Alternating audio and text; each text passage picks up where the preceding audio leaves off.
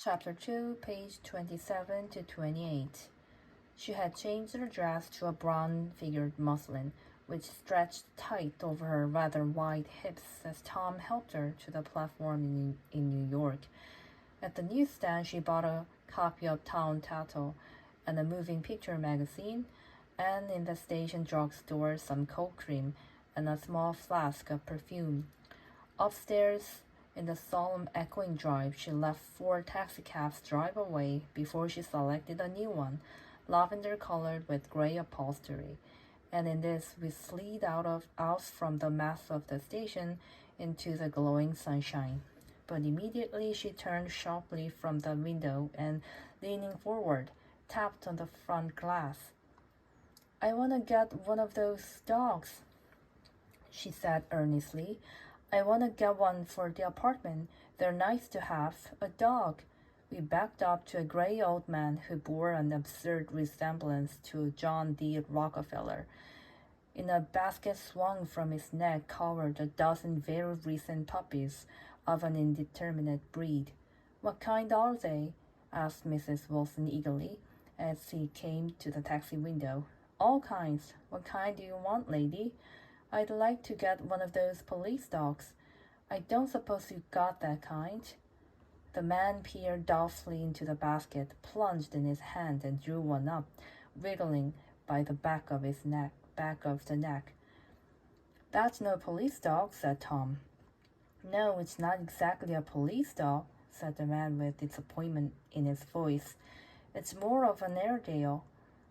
He passed his hand over the brown wash rag of a bag.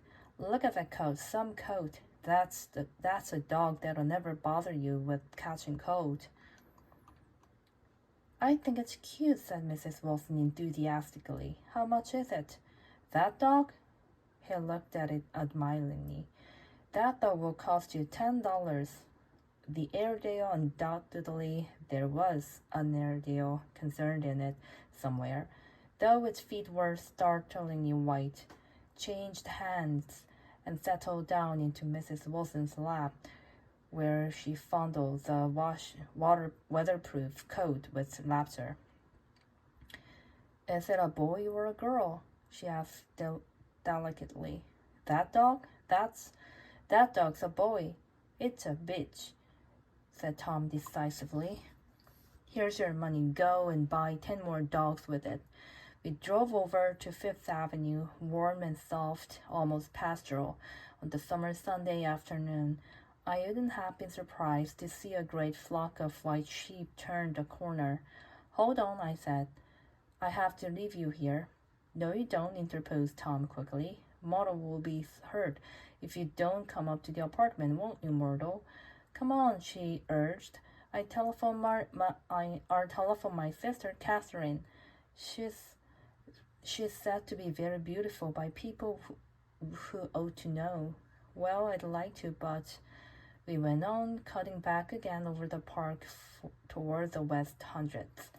At 158th Street, the cab stopped at one slice in a long white cake of apartment houses. Throwing a eager homecoming glance around the neighborhood, Mrs. Wilson gathered up her dog and her other purchases and went hotly in. "I'm going to have the McKees come up," she announced as we rose in the elevator. "And of course I got to call up my sister too."